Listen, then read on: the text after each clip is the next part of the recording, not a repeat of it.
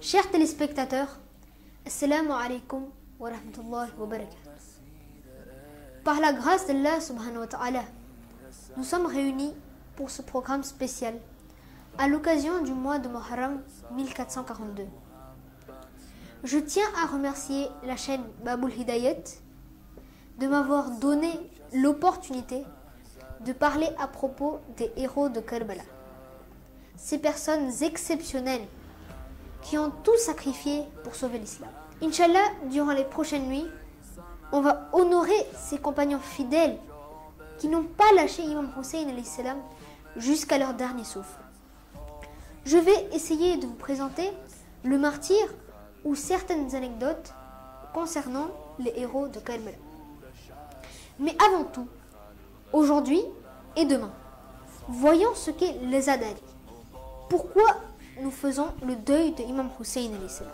Nous savons tous que le mois de Muharram est le premier mois de l'année islamique.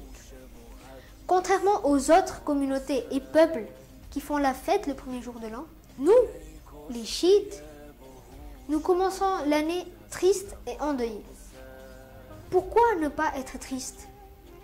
Quand un membre de notre famille décède, nous devenons tristes et endeuillés. Le Azadari, c'est justement faire le deuil de Imam Hussein alayhi salam. Imam Hussein alayhi salam, le petit-fils de notre saint prophète, celui que notre saint prophète portait sur ses épaules, celui pour qui le saint prophète interrompait ses discours afin de le prendre dans ses bras, celui pour qui le saint prophète a dit « Hussein minni wa ana min al-Hussein » « Hussein est de moi et je suis de Hussein ». Quand Rasul Khuda dit « Hussein est de moi », cette phrase est très claire, car c'est le petit-fils de saint prophète, c'est sa progéniture. Mais quand Rasul Khuda sallallahu alayhi wa sallam dit « Je suis de Hussein », ça mérite réflexion. Par cette phrase, il démontre que tous ses efforts durant 23 ans ont été sauvés par le sacrifice de Imam Hussein alayhi salam à Karbala.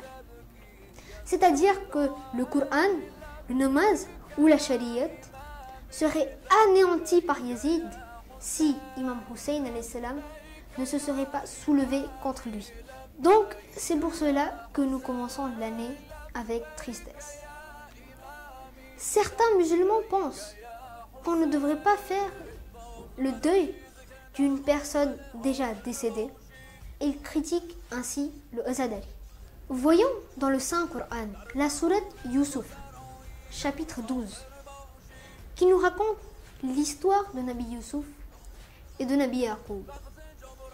Vous connaissez déjà tous sûrement cette histoire. Le passage qui raconte que les frères de Nabi Yusuf sont venus chez leur père pour leur demander la permission d'aller jouer avec leur frère.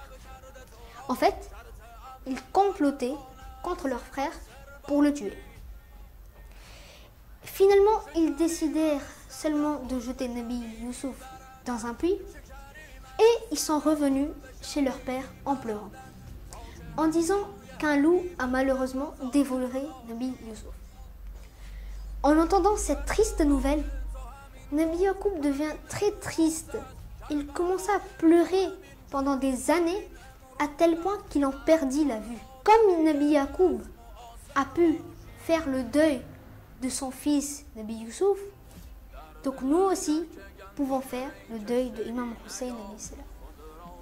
D'autre part, l'histoire nous raconte que même le saint prophète avait demandé et recommandé aux habitants de Médine de faire le martyre de son oncle, Nabi Hamza, qui venait d'être martyrisé à la bataille de Uhud. Comme le saint prophète a pu faire et recommander le deuil de son oncle, donc nous pouvons bel et bien faire le Azadari de Imam Hussein alayhi salam.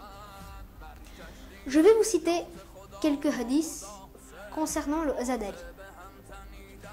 Le saint prophète sallallahu alayhi wa sallam a dit: certainement, il existe dans le cœur des mu'minines une chaleur à l'égard du martyr de Hussein qui ne refroidira jamais. Cela montre que Rasul Khuda avait prédit depuis 1400 ans que le deuil de Hussein ne se dissipera jamais. Donc, l'un des critères d'un vrai mu'min, c'est qu'il fait le deuil de Imam Hussein. Un autre hadith de notre 8e imam nous dit le comportement de notre 7e imam durant le mois de Muharram. Sur ce, Imam Ali Reza alayhi salam dit: avec la venue du mois de Muharram, on ne voyait plus mon père Imam Qadim alayhi salam rire. La mélancolie et la tristesse l'envahissaient durant les 10 premiers jours du mois, et l'aube naissante du 10e jour annonçait un jour de tragédie, de lamentation et de tristesse pour lui. Par ce hadith, nous comprenons que le Azadari était coutume chez nos Aïmma et Masoumin. Deuxièmement, nous comprenons également qu'il n'est pas recommandé de rire ou faire des blagues durant le mois de Muharram, mais plutôt être triste et se remémorer le martyre de Imam Hussein, les enfants assoiffés, les sacrifices des compagnons, surtout le jour de Ashura, qui n'est pas un jour comme les autres. Cher Azadar, nous allons nous arrêter ici pour cette première nuit et nous nous retrouverons demain à la même heure pour la suite de cette introduction. Merci de m'avoir écouté. Wassalamu alaikum wa rahmatullahi wa barakatuh.